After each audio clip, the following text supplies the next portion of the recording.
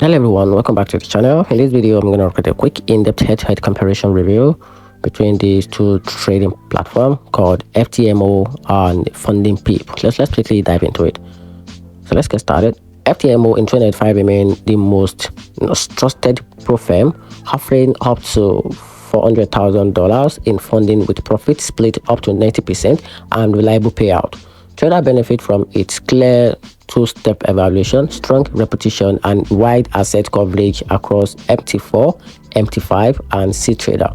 The trade-off is strict rules, tight drawdown, time limit, and higher challenge fee, which make passing harder and retrieve can be costly. Funding Pip, on the other hand, appeals to traders who want speed and flexibility with one-step or instant funding, profit split up to 95%, and fewer restrictions on news or weekend trading. It's cheaper to start and the payout comes faster, but as a new firm, it lacks FTMO's long track record.